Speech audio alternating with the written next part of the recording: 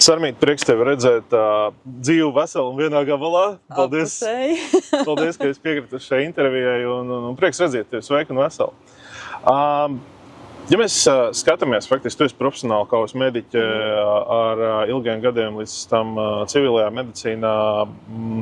Ja mēs skatāmies, ko tu varētu teikt, teiksim, tā kādā veidā, mēs redzam, ka šī karadarbība Ukrainā, viņa transformējās, viņa paliek savādāk, ne tāda, kāda tā bija vēl pirms gadiem 5. Ja mēs skatāmies no kaujas mediķa perspektīvas, kas ir faktiski tās galvenās izmaiņas, kādas tu esi novērojusi, un kas tad ir jāņem vērā, plānojot mums savas valsts aizsardzību, un tostarp arī iekļaujot tajā visā iekšā to sadaļu, kas jebkurā kaujas situācijā ir būtiska medicīna? Mazs komentārs. Tu saki, ka mainījies 5 gadus. Karš mainās pa gadiem. Es saku tas, jo es esmu no 22. gada oktobra. Bija savādāk situācijas, 23., 24. un pat 25. gads sākums ir jau atkal savādāk un šobrīd sadāk. Viss ir atkarīgs no tā, ar kādu vienību vajag strādāt. Ja strādā ar dronistiem, jo tagad jau droni un kājnieki vai nesadarbojās šturmētāji, kas sadarbojās kopā, vai, piemēram, ir atsevišķi tikai dronu vienības, un tad viņi pie kādu pulku ir, vai pašs ir izveidojies kā liels bataljons pulks un paši neatkarīgi darbojās. Tad līdz ar to ir atkal svarīgi, vai strādā ar artilēristiem, vai strādā, piemēram, ar tankistiem, jo līdz ar to tur ir savādāk ievainojuma un citāda taktika. Uz doto momentu var redzēt, ka daudz mazāk var redzēt tankus, jo mums ir jauns karš, mums ir tagad iznīcinātāji droni. Vai ne? Un to var arī redzēt, kad, piemēram, Krievijas Federācijas armija brauc tanku kolonu, kas no tās pārpaliek. Vai ne? Ja, piemēram, pirms gada atlido Maviks, novēro apkārtni, padod ziņu koordinātēm un tad ar artilēriju bliež. Tad tagad, protams, artilērija arī strādā, mīnmetēji arī strādā. Vēl joprojām ir lidmašīnas, vēl joprojām ir raķetes, vai ne, Himars un SU un helikopteri, vai ne, tas viss vēl joprojām ir. Bet tā dinamika, iespēja noslēpties ir daudz sarežģītāka, daudz vieglāk pamanītiem. Piemēram, es biju ziemā 0 punktā, es dzīvoju starp kareiviem, jo, ziemas slimības, bronhīti un tādas lietas, un lai viņi var funkcionēt. Līdz ar to es esmu ar viņiem pagrabā, pilnīgā augstumā. Nekādas, kas saka, buržujkas nevar būt, dūmiņš nekāds, jo to momentāli var redzēt. Arī uz termāļiem redzēja, ne? Tur lido aero, izlūkošana, uzreiz var redzēt kaut kādu dūmiņš. Kas tas tās tur bija? Es pats skatos, kas tās bija? Tur ir orki, aizkurināja mašīnu, kas saka, momentāli tas dūmiņš aiziet, visi momentāli redzams. Un momentā kaut kas jau lido? Un pēc tam kaut kas tur lido, jā. Ir jābūt ļoti lielai sadarbībai starp vienībām, jo mums ir tagad cita problēma. Viena vienība vēlas sevi pasargāt, piemēram, cita brigāde, vai ne? Tāpēc jābūt tai sadarbībai starp komandieriem, ir jārunā starp komandieriem. Un es redzu, ka Ukrainā ir ļoti liela problēma komunikācijā. Piemēram, viņi vēlās sev pasargāt no orku droniem un ir ieslēguši lielas, spēcīgas iekārtas. Rebis tā saucamās, jā. Jā, un ne tikai rebi, un mēs atkal nevaram pastrādāt, jo mūsu droni vienkārši krīt un pazūd, vai ne? Tāpēc ir jābūt sadarbībai, kurā brīdī, kā mēs varam, vai ne? Tieši par medicīnu arī ļoti mainījusies. Ir grūti, piemēram, protams, skaisti ideja mobilās mašīnas. Mobilās operācijas pie mašīnas ļoti skaisti, bet atceries, ka tajā mobilā mašīnā kas strādā? Māsiņa strādā, ja? Ārsts strādā, tur ir ķirurgs, anesteziologs, ja? Tur varbūt ir 2 ārsti, 3 ārsti, varbūt sanitārs, atkarībā cik liela tā mašīna, un ja ir uzlidojums, kas paliek pār no mašīnas, vai ne? Tāpēc līdz ar to tagad ir arī saucamās blindāžās, zemnīcās, ja? Ļoti tuvu frontei, kas ir visi ļoti mobils, visu ļoti ātri mainīties. Ja mēs salīdzināsim Latvijas situāciju un Ukrainu, ja notiek tāda situācija, būsim realistiski, cik ir liela Ukrainas teritorija un cik ir liela Latvijas teritorija. Līdz ar to medicīna, pārvietošanās, loģistika ir pavisam savādāka. Kur mums ir iespēja strādāt, kur mums ir iespēja slēpties. Vai ne? Jo Ukrainā to, piemēram, kā karš ir mainījies. Dronisti pirms tam varēja stāvēt 500 metrus aiz ierakumiem un darboties. Tagad mēs esam, tas pat nav noslēpums, 10 kilometrus pat nevaram normāli pastrādāt, jo droni lido tālāk. Un īpaši, ja ir, piemēram, Krievu federācijas vienības, kuras ir ļoti labi apkalpotas, jo mums vienbrīd ļoti maz kā bija vai vispār nebija. Viņi visu ir pārredzējuši jau, un tiklīdz mēs klusiņām ielienam, jau atrod, un nesaprotu, kā viņi atrod. Bet tāpēc, ka katru ir ļoti spēcīgi jābūt aero izlūkošanai, vai ne? Tas ir principā tas pamatdarbs, aero izlūkošana. Aero izlūkošana redz katru māju, katru niansītu, katru kaut ko sēž cilvēku analizē, vai ne? Tur tas šķūns stāvēja, tur bišķiņ savādāk, tur kāds noteikti ir. Saprot, tā situācija ļoti mainījusies. Tad, protams, rokam mežā blindāšana uz zemnīcas, un tā zemnīca patiesībā tur var būt tikai 1 nedēļa vai 2 nedēļas. Var arī mēnesi būt. Ja paveicās jau mazliet ilgāk, ja? Bet, tāpēc jau arī cenšas iznīcināt tos ciematus, cenšas iznīcināt to mājas, jo mēs saprotam, ka katrā tajā mājiņā kaut kāda pagraba iespēja, tur noteikti dzīvos kaut kādu operatoru. Ar tie, kas ir šturmētājs, nezinu kā latviešu, trieciennieki, jā. Tiem ir atkal, protams, vai nu viņi mājās kādās atrodas sagrūšās ēkās. Es pat esmu dzīvojis sagrūšās ēkās, un, piemēram, kad bija pirmais ievainojums, man prasa, kādā ielā tu dzīvo? Slimnīcā. Es saku, kur ir pieraksts? Es saku, es frontē dzīvoju. Un tagad arī ap citu fronte, ko mēs saprotam ar fronti. Viens ir tas, kad ir tas nulles punkts, ja, bet jebkurā brīdī tā zaļā zona var pārtapt dzeltenā zonā, sarkanā zonā, vai ne? Tas ir, ļoti dinamisks, karš ir ļoti dinamisks, ļoti mainījies tieši dēļ droniem. Un attīstās tehnoloģijas viņu pusē un attīstās tehnoloģijas mūsu pusē.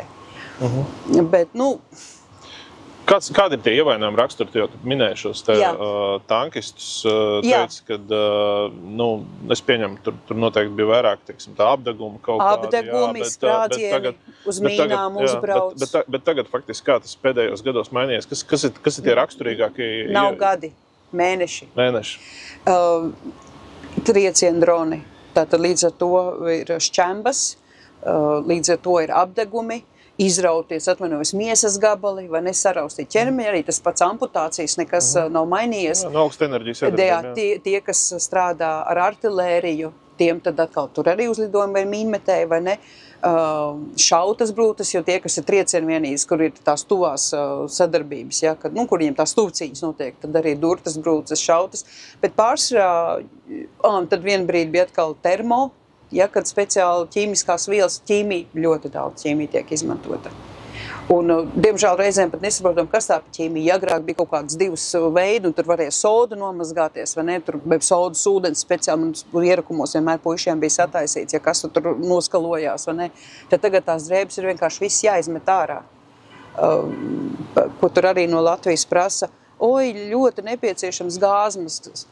Un tad, kādas mēs sūtīsim, tās visdārgākās un tādas, es beigas atvainojos, nesūtiet tās visdārgākās, jo tās gāzmas būs vienai reizei. Jo tad, kad mēs nezinām, kas tie pa ķīmiskiem uzbrukumiem, un vienkārši deg seja. Ir apdegumi, pat nevis pat apdegumi, bet vienkārši ir kairinošs efekts, tāda dedzinoša, iekšēja orgāna, vai ne, tur augšējie ceļi, un deguns, kakls, rīkli, traheja, vai ne, tie, kas jau aiziet uz bronhiem, dziļāk plaušām, tur jau ir apdegumi, tur ir jau, dzīvības, kā saka, daudz bīstamāka situācija. Es pat nerunāju par anafiliksēm un tādām situācijām, bet vienkārši kairinājumiem. Un puiši vienkārši viņi mazgā, viņi saka, es izmazgāšu, viņi pat 2 reizes mazgā mērcē, tik un tā ir jāmet ārā drēbes. Tas ir būtībā kaut kādas aizliegtās vielas, ko tev... Bet protams, kaut kādu Ženēvas konvenciju, par ko mēs vispār runājam. Skaidrs. Kā faktiski ir mainījies varbūt tas pacientu tehniski runā apstrādes algoritmi, jo ir skaidrs, ka vismaz tas, ko es savā laikā mācījos, jā, ka tu, izvelc viņu ārā, tur sniedz kaut kādu palīdzību, pēc tam kaut kādu roli viens, ja tev ir iespēja aizvelc. Kur tad tālāk viņus apako un aizsūta uz slimnīcu, bet un tur, vismaz, teiksim, tā kādu laiku atpakaļ tie laika limiti bija diezgan īsi, bet es saprotu, ka, tagad arī ar to jauno karadarbības raksturu, tur mēs nevaram runāt vairs ne par kādām īsām pauzēm, te paši žņaugu lietošanas un tā tālāk, skaidrs, ka tas viss, tālāk jau perspektīvā, viņš ir jātur ilgāk, ja tur nevar nekā savādāk. Nē, tagad ir atkarīgs no tā, kā, ja izmanto tos pašu Katu vai Siču vai Dņipro, vai ne, ir žņaugi. Protams, mums ir jāpārbauda ik pa 2 stundām, bet atkal, ja ir amputācija, ko tur pārbaudīs pēc 2 stundām, tur ir vienkārši, tur ir tā, tur aiztais ciet un gaida, kad varēs evakuēt. Ir bijuši puiši, kas ir gaidījuši 12 stundas ar to žņaugu, ir bijuši puiši, kas ir gaidījuši 8 stundas, jo, ja agrāk tieši tas, ko es saku, piemēram, 22. gads ar bruņu transportieres piebrauc ļoti tuvu pozīcijām, tur puiši jau ir iznesuši, tas arī ir, piemēram, bijis 1 kilometrs, 2 kilometri, piemēram, vai pat 3, ja, kad viņi ir nesuši viņu ārā. Fiziski ar rokām, jā, īpaši tā ir meža apvidu un tā, jo vienkārši tuvāk nevar piebraukt. Un zinot to, cik labi tanī laikā, piemēram, Krievijas federācijai bija artilērija, mums nav, vai ne?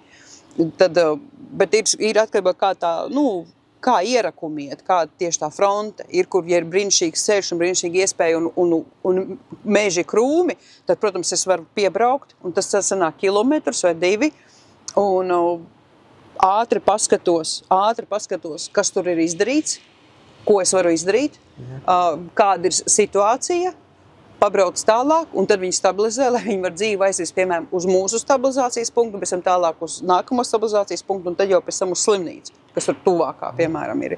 Tad tagad puiši paši iet pa 20 kilometrus, jo dēļ droniem nevar aizbraukt pie puišiem. Ja viņš pats var iznākt, man bijušas situācijas, kur viņi pasaka, man bija ievainojums vakar no rīta, un tagad jau ir 24 stundas pagājuši, vai pat vairāk, vai ir, piemēram, 12. Un viņš saka, un man tur palika ierakumos, vēl ir ievainotie, bet viņiem tur ir ļoti smagi kājas ievainojumi, un viņš nevar iet. Un šim puisim ir pneimotoraks, viņam ir šķembas rokā, ja, viņam ir šķembas kājā, protams, viņam ir arī vēl kontūzija, viņš ir dehidrējies, viņš nav dzēris, ēdis, ja. Tas ir viens... Plus vēl asiņu zudums kaut kas. Viņam par laimi nebija tāds asiņu zudums, bet... tā ģenerāli runāt, ar to ir jārēķinās. Beidz. Sāksim ar to, ka mēs rēķinamies, kad, piemēram, kāda situācija. Agrāk, piemēram, atkal kāda ir frontes līnija un kurā vietā. Ir puiši, kur nenāk ārā pa 2 mēnešiem. Viņi sēž kaut kur un notur fronti, tāpēc, ka nav kareivju. Tā ir tā reālā situācija. Raudāt gribas, bet tā tas ir 2 mēneši, mēnesis, ja paveicās 2 nedēļas. Un tagad viņš paņem konkrētu pārtiku 2 nedēļām. Cik 2 nedēļām var arī ūdeni paņemt, ja? Protams, mēģina nomest ar droniem. Nevienmēr tas sanāk. Bīstamība, katra evakuācija, nevajag aizmirst to, ka katra iešana, rotācijas maiņa, tā ir dzīvības un nāves jautājums. Viņam ir vēl savi ieroči, munīcija, granātas, mugursoma, ar ko viņš var dzīvot, personīgās lietas, bruņu vesta, kaska un tā tālāk, tad cik kilogramu viņam ir jānes, pārtika, dzēriens un tā. Un tagad pasaka, piedod, jūs nevar nomainīt. Un viņi paliek ilgāk, un tad caur ar droniem mēģina nomest pārtiku, ūdeni. Pārapgādu uztaisīt. Jā, un man ir puiši, kurus es esmu vedus no stabilizācijas punktu slimnīcu un sēžu ar viņiem, runājos, un viņš saka, es neesmu 4 dienas neko ēdis un dzēris. Tad viņi tur metru bedri raka, plēva lika, lai tad tas kondensāts, ja, kad kondensējās ūdens var padzerties. Ārā ir 35 grādi. Un tagad tu man prasi par asiņu zudumu. Viņš jau tā ir rozīnes, atvainojas, viņš ir savs, viņš parunāt nevar, vai ne, kad atved, piemēram, stabilizācijas punktu, un tur pat bija viegli ievainojumi, vai ne, tur bija šķembas, un Nebija, kas saka, asiņu zaudējums liels, bet ir tas, ka atved ar amputācijām vai kāja ievainojums sāc, ka kāja vispār otrādāk izskatās, un tur kaulus jāliek kopā, un viņš nav tur dzēris un ēdis pienācīgi, tad līdz ar to ir cita palīdzība pavisam. Tur gāžam nežēlīgi asiņas šitā spiežam, vai ne? Vai plazmu šķidrumus, tāpēc, kad viņš ir, tad ir jautājums, kurus mēs vispār nevaram izvest. Tāpēc, kad mani kolēģi, kas ir saucamies Keisevaks, izklausās Keisevaks, bet tas izklausās jau ar bagiju. Ar atvērtu vienkārši piebraucam, savācam un maucam. Es, piemēram, braucu uz 0 punktu pie saviem puišiem, tur ir ievainojums.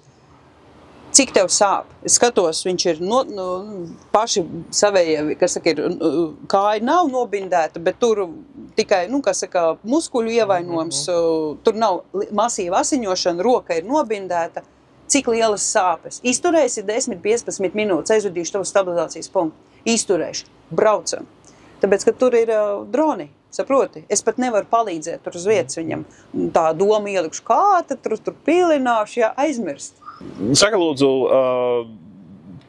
ko tu redzi faktiski, kas būtu, varbūt, kam jāpievērš uzmanība mūsu, es domāju, šajā gadījumā ne tikai kaujas mediķu sagatavošanā, jo, skaidrs, ka tur šie algoritmi tiek pastāvīgi atjaunoti, bet, ir skaidrs, ka tik daudz kaujas mediķiem, cik mums vispār ir, es nezinu, tur visā NBS, visā zemesardzē, nepietiks. Un visticamākais, ka nāksies pēc mobilizācijas piesaistīt arī civilos mediķus, kas jau ir tās lietas, kas būtu jāliek iekšā viņu sagatavošanā un izglītībā. Es zinu, ka vismaz Rīgas, man liekas, medicīnas institūtā, tas ir zem Latvijas universitātes, tur jau bija tāda forša sadarbība izveidojusies ar SUVU, šajā pašā,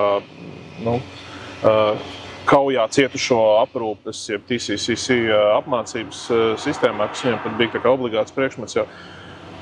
Ko tu redzi faktiski, kas ir jāliek klāt tāds, lai jau mēs laikus gatavotos un lai tas nebūtu tā, teiksim, vienreiz iemācies un tas pēc 2 mēnešiem jau novecojis, kas mums jāmēna? Man pietrūks, un es esmu rakstījusi arī iepriekš Latvijas ārstu biedrības prezidentai, kāpēc es Ukrainā neredzu Latvijas ārstus stabilizācijas punktos. Kur jau stažētos tu? Jā. Es satikos ar lietuviešiem ļoti daudz. Es pat piedāvāju, kur viņi var braukt. Un tad noscīt drošu vietu, jā. Tad nav tāds drošs vietas, es saprotu, jā. Bet būt tajā stabilizācijas punktā un saskarties ar to, kādi ir ievainoti karavīri, kādos stāvokļos viņi tiek atvest, kā viņi ir un ko mēs varam darīt. Tās pašas plēstās, rautstās, cirstās, šautās, apdegušās brūces, ko tajā brīdī varu darīt, kā es varu palīdzēt un kā ķirurgs strādā. Un tieši tā, tāpēc, ka tu uz mani, kad nekad to mūžā neatstrādās. Nekad, un tāpēc visa tā, arī, piemēram, tur NATO standarti un, es pasmaidu. Es atvainojos, bet es pasmaidu. Tu saki par 2 mēnešu aizmiršanu, tas ir visu laiku, piemēram, tāpat žņaugu likšana, tur, kur es biju iepriekš, piemēram, bataljonā strādāju, kad pats Kasičs, es katras 2 nedēļas puišus dzenāju. Atceries, ka minūtes laikā cilvēks var nosiņot pie artērijas, ja? Es pat nerunāju par aortu, bet par realistu to, ko cilvēks var pats sev izdarīt karavīrs. Plus viņš ir kontuzēts, viņš ir šokā, viņš ir sāpēs, ja? Ja apkārtējais piefiksē, tad viņš palīdzēs viņam. Ja pats sapratīs, tad sev palīdzēs. 30 sekundēs maksimums uzlikt žņaugu. Man puiši ietrenējos uz rokas 10 sekundēs un uz kājas 15 sekundēs. Pareizi uzlikt, guļot, atceries to ar bruņu vesti, ķīveri un visu to, ja? Un tad mēs mācījāmies tieši tos visgrūtākos variants, ka, piemēram, viena roka strādā, otra ne, un tad ar vienu, tad tur darbojies, ja?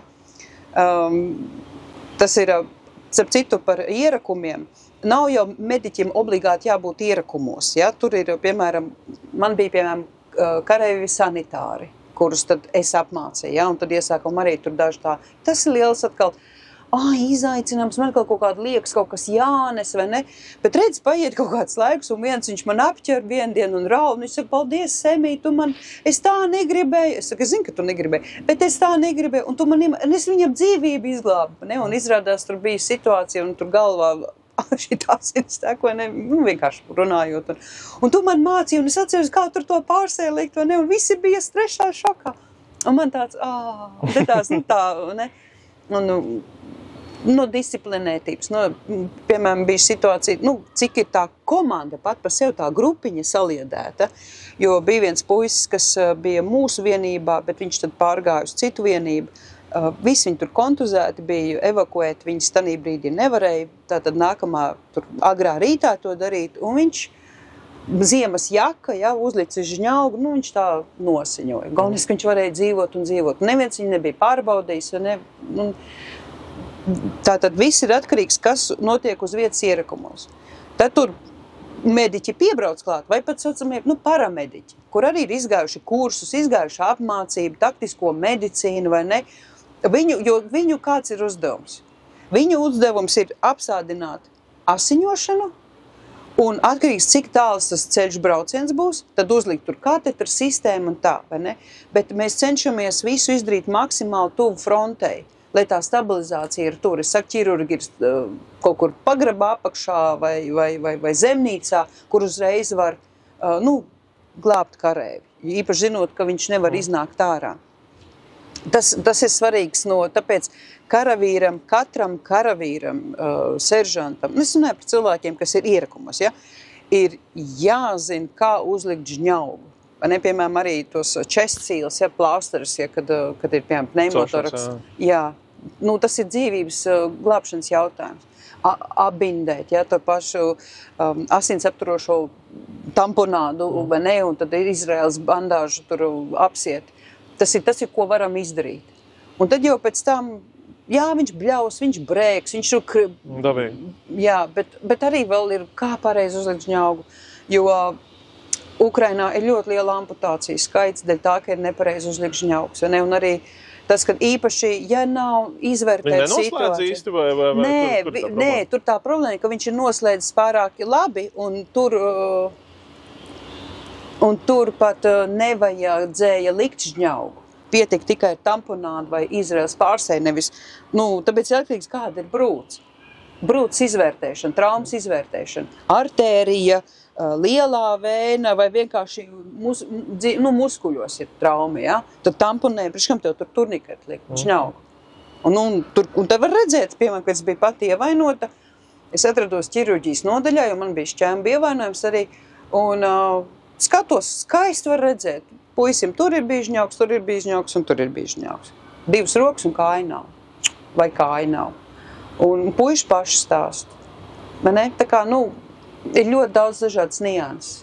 Un mediķiem, protams, tai sadarbībai ir jābūt, un šeit arī bieži vien nav komunikācijas starp stabilizācijas punktu un slimnīcu. Katram, kā saka, sava republika ir. Bet, varbūt tāpēc, ka Latvija ir tāda maziņāka, un mums līdz ar to nebūtu tik liels iespējamības. Bet nevajag aizmirst to, kā var komunicēt, ja nav sakaru. Un tāpēc, piemēram, ir ļoti labi mums mašīnām ir Wi-Fi, Starlinks. Kad atbraucu pie ievainotā, ātri padod ziņu, jo tad arī viņi zina, jo mēs momentāli padodam ziņu, mums ir speciāli koordinācijas centrs, tiek padota ziņa arī stabilizācijas punktam, gaida. Tad citiem vārdiem sakot, teiksim tā, tas, par ko ir jārunā, tas ir kaut kāda alternatīvās sakaru iespējas izmantot, lai, teiksim tā, jau zina, kādu pacientu saņemt un kā viņi tālāk. Jo saprot, ir tie posmi, viens, kas notiek ierakumos, momentāli pie ierakumiem, tas pirmās palīdzības, tad aizved uz stabilizācijas punktu, viņu tur tiešām stabilizē, tāpēc iedalās smagie stabilizācijas punkti, vieglie stabilizācijas punkti, pat galvas trapanācijas, vai ne, šķembas ņem no smadzenēm ārā vai aptur asiņošana, kolosāli, es esmu ar kolosāliem doktoriem strādājusi, un to prieks ir bijis viņiem palīdzēt, vai ne, tad pēc tam jau aizved uz to tuvāko slimnīcu, kur novērtē to stāvokli, ja viņš ir smags, protams, viņu nevar transportēt, ja viņš ir smags, viņu stabilizē, un tad vai nu tālāk ar transportu, vai pēc tam tālāk ar helikopteru uz lielākām slimnīcām. Un tur tajās lielākās slimnīcās jau tad ir citas darbība, kā ārstēt. Tev ir kādreiz sapnis Latvijā atbraukt beidzot un pamācīt arī mūsējos? Tev atvaļinājums vispār būs, ka tu to varētu izdarīt? Es tev pateikšu godīgi, man neviens no Latvijas vispār tādu piedāvājumu nav piedāvājis. Man ir bijis bija no ministrijas, kad es biju ievainota, bija no ministrijas atbraukšana, tad es arī tur, atbildēju uz jautājumiem, kā kas strādā, bet uz doto momentu es nevaru aizbraukt uz Latviju, jo karš ir šeit, un es esmu ļoti jāpalīdz šeit, jāpaliek, jā. Un katram cilvēkam ir tā sava zināšana un tā pievienotā vērtība, ko mēs varam dot. Un mēs neviens, kā saka, neaizvietojam. Neaizvietojam, mūs nevar aizvietot. Jo es saku, es biju slimnīcā un tā vienkārši ārprāts. Tad tur nāk visu laiku telefonā? Oi, man atvinājums ir tā, ka es esmu telefona režīmā, un tāpēc bija vienbrīd tā, bet man būs atvinājums, ka vienkārši atslēgšos. Bet man sirdsapziņa to neļauj. Tur ir tas savs skaistums un tā sava bēda kaut kur būt komandieru līmenī, vai ne, un tur atbildēt par tādām lietām. Bet tā ir daļa no upuri, vai ne, un ko mēs katrs nesam tajā brīdī. Kā tev ir izveidojusies šī sadarbība ar fondu uzņēmēju Mieram un ar Elmāru, un cik vispār nozīmīgs ir tas viņa pienesums arī tavā darbā, tavā dienestā? Protams, tās ir tās rokas, kas mums palīdz ar to, kā mums nav mašīnas, 3D printeri. Vispār karš ir uz brīvprātīgo. Ir, ko valsts dod, bet tad tā atvainojas birokrātija, atrakstīšanās, piemēram, runājot par šeit, valsts iedod aptieciņu, ja? Katrs karavīrs un es kā galvenā mediķa par aptieciņu parakstos. Bet pēc tam, atvainojos, kāds čakars ir pēc tam atrakstīties, ja tā aptieciņa ir pazaudēta, ja tā, protams, var norakstīt. Tas ir dabīgi, kaujas apstākļos. Un tāpēc man ir rezerves aptieciņas, un puiši jau čak atnāk, viņam es jau iedodu, ar šito tu ej uz fronti, un šito tu tur mājās, ja no gadījumā kas. Piemēram, žņaugi, tie žņaugi tikai tagad ir kā izējošais materiāls. Ja domājies, par žņaugu vajadzēja atskaitīties. Bija, es neteikšu, kurā vietā es esmu, bet uzlidojums. Un tika ievainot arī civiliedzīvotāji. Un tajā brīdī tur atradās karēvi no mūsu... Vienīgs. Jā.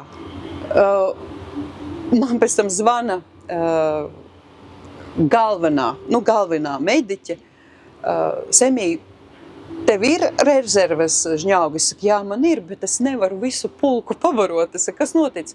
Puiši izmantoja savus žņaugus, jo viņiem tieši aptieciņa bija līdzi, jo es tagad arī ar aptieciņu staigāju apkārt. Bija aptieciņā, izmantoja savus žņaugus civiliedzīvotājiem. Un tagad mēs nesaprotam, viņiem jāpērk par savu naudu, kā lai mēs tagad aizvietojam, jo viņi nav bijuši karā, viņi nav frontē, kā saka, bijuši. Un ja būtu frontē, tad jā, tas ir frontē kaujas darbībā, tur zaudējumi, līdz ar to vieglāk atrakstīšanās. Loģika tajā visā, ja? Vai ne? Jā. Tāpēc, visa tā birokrātija, tas ārprāts, un tāpēc ir ļoti nepieciešams, ka ir brīvprātīgie. Arī medikamenti pietrūkst, tie izējušie materiāli, cimdi ļoti pietrūkst. Un uzņēmēji Mieram ir, ja nav mašīna, kā aizbrauks uz ierakumiem, vai ne? Atveda vienu mašīnu un, diemžēl, bija uzlidojums, vai ne? Un labi, ka neviens neaizgāja bojā. Bet vajag jaunu mašīnu, jo nav mašīnas, nevaram strādāt.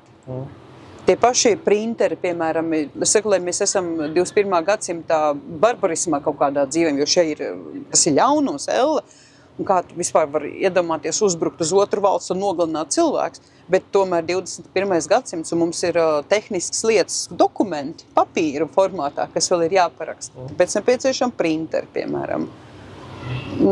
Ar Lauru un ar Elmārs jau vispār malāts, viņš jau no 14. gada palīdz Ukrainā, un caur tiem jau palēnām mistiskā veidā ar Dieva gādību kontaktu, jo Latvija ir maziņa, un tad mēs gribam palīdzēt. Kā mēs varam palīdzēt? Un es esmu lepna, ka es esmu latvieta. Es esmu lepna, ka es esmu Latvijas republikas pilsone, vai ne? Jo Latvijā dzīvo dažādas tautības cilvēki, un viņi saka, man ir krieva, piemēram, saka, kā varu tev palīdzēt? Ko es varu noziedot? Un es tā iesākumā varbūt krievs. Es domāju, nē, pagaidzi, vai ne? Piemēram, smagam stabilizācijas punktam nepieciešams koagulators. Koagulators maksā 2000 eiro, 3000 eiro. Ir 4 galdi. Atved 2 amputācijas, piemēram, vai es vienkārši saku atvainojos brutāli amputācijas. Vienu operējam, otrs gaida, ja nav koagulātora. Aparāts, ko piededzina asinsvadus un ko tur šito visu. Labi, meklējam, gādājam, ne? Un tāpēc es esmu ļoti pateicīga uzņēmēju Mieram, ka tur līdz ar to cilvēki ne visi var karot, un ne visiem varbūt ir jābūt karā, bet tad caur tām citām iespējām var palīdzēt. Tas tur lido tālu, viss kārtībā. Tā ir tā ikdienas situācija. Jā, šī ir raķeta. Man ir bijis tā atvainojos, es sēžu runāju, jo katru reizi, kad kaut kāds izbrauciens ir, mēs meklējam kaut kādu tādu neitrālāku vietu arī, kur nav telefoni vai ne, un šitas, un pārunājam to, piemēram, satikšanos ar Lauru vai kā, un mums šahedi lido, un mēs tā, bet tad mēs klausamies, kāda ir skaņa, kā mainās tā skaņa, jo ja viņš tur, tad viņš šāds briebīgāks paliek, un 300 metrā tālumā nepārspīlēt uz šahets ar uz tā ceļu tur nogāzās. Kad gribētu pateikt tiem cilvēkiem, kas ziedo Latvijā? Vēl aizvien Ukrainā. Man pat ir grūti, ko pateikt. Drīzāk tāda ļoti liela slavas pateicības dziesmas Svētai Trīsvienībai par to, ka paldies jums, ka jūs esat, ka no tā mazumiņa, es saku, ja visa pasaule, es runāju par demokrātiskām valstīm vai kaut vai Eiropā, ziedotu tik daudz, kā to dara Latvija, šis karš jau ātrāk beigtos. Un, ja iestātos par sankcijām, vai ne, un tad šis karš jau ātrāk beigtos, bet, diemžēl, tas tā nav. Sarmīt, liels tev paldies par to, ko tu dari. Jā. Liels tev paldies par to, ka tu ar savu pieredzi padalījies. Un slava Ukrainai. Varoņiem slava. Dievs svētī Latviju. Un mēs tev gaidām mājās galu galā. Mēs tev gaidām mājās un gaidām par lekciju gan zemesardzē, gan citās Nacionālā bruņoto spēku vienībās. Es domāju, ka tā ir neatsvarama pieredze. Skarba, bet neatsvarama pieredze, ko šeit es gūstu. Paldies. Es biju pie psihiatra. Nekautrojos, jo par tādām lietām vajag runāt un aiziet un, kas saka, arī pārbaudīt savu emocionālo, jo pēc smagi ievainojuma arī tur, tā galva sāpēt vairāk un kaut kur nervozāk varbūt un cezien. Un viņš tā paskatās un mēs tā parunājam, cilvēcīgi, un viņš saka, bet tu jau esi kā mamma. Tu pa visiem pārdzīvo, tu esi ļoti daudz zaudējusi, un arī, kad ir netaisnība un tas viss, vai ne, un es tev zāles neizrakstīšu. Tās tev neko nepalīdzēs, bet tas, ko tu tagad dari, tas ir pareizi, ko tu dari. Tieši tā, jo skarba pieredze. Paldies tev, Sarmīt.